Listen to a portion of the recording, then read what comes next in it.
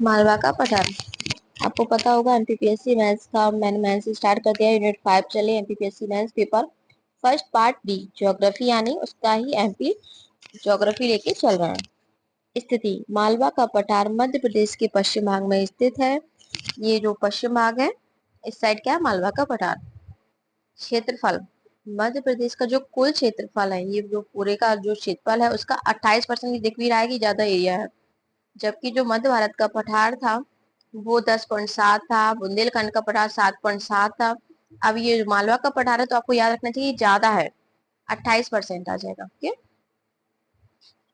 निर्माण, ढक्कन ट्रेप की लावा एवं विशाल चट्टानों के टूटने से हुआ है।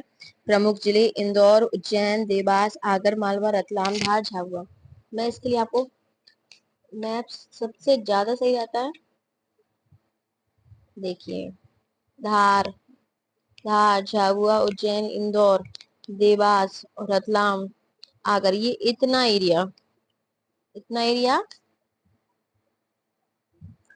मालवा का पठार में आता है। जलवायु कैसी है, समशीतोष्ण, यानी ग्रीष्म ऋतु में साधारण गर्मी और शीत ऋतु में साधारण गर्मी। वर्षा, इस क्षेत्र में 75 से 125 सेंटीमीटर वर्षा होती है। शुष्क पर्णपाती वन पाए जाते हैं। बबूल, पलाश, तेंदुआ पत्ता आदि मिट्टी, काली मिट्टी पाई जाती है। फसल, सोयाबीन, कपास, गेहूं, ज्वार, मूंगफली प्रमुख, क्योंकि काली मिट्टी तो अधिक उपजाऊ होती है इसलिए यहाँ पे सोयाबीन और मूंगफली वगैरह भी होती है। नदियां, चंबल, क्षिप्रा, पार्वती, गंभीर, खान, माही। विशेष, मध्य भारत का सबसे प्राकृतिक क्षेत्र है। इसे गेहूं की डलिया भी कहा जाता है। कर्क रेखा मालवा के मध्य से गुजरती है। मालवा के पठार की सबसे ऊंची चोटी सिगार है। और भी चोटी हैं जो जाना पाव चोटी, धजारी चोटी और इंदौर जिले में ये सारे। चीनी आतिफ आया ने मालवा की जलवायु को सबसे का है।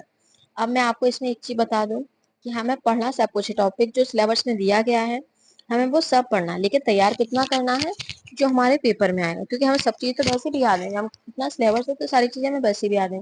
इसलिए हम जब प्रीवियस ईयर के पेपर लगाएंगे वो प्री के हो तो भी हमें टॉपिक समझ में आ जाता है क्या चीज इंपॉर्टेंट है। और मैथ्स के प्रीवियस ईयर के पेपर जो हम लगाएंगे तो हमें ये समझ में आ जाएगा कि इसमें क्या है इंपॉर्टेंट, वो ही चीज हमें याद रखनी है। ऐसा नहीं कि हमें एक एक अक्षर रटना है बुक्स का या नोट्स का, तो ऐसा नहीं करना है। इसको पढ़ना जरूर है ताकि हमें कहीं से अगर से क्वेश्चन आए तो हम उसको कर ले जाएं।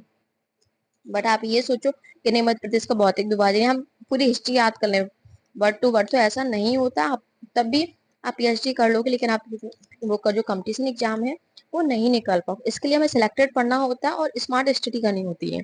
यानी जो क्वेश्चन प्रीवियस ईयर में आए हैं, जो टॉपिक सामने वाला हमें दे रहा है वो इम्पोर्टेंट, हमें वो ज्यादा कवर करना है। इसलिए इसमें प्री के लिए एमसीक्यू लगवाओगे और प्रीवियस ईयर के पेपर क्वेश्चन कराएंगे। ओके।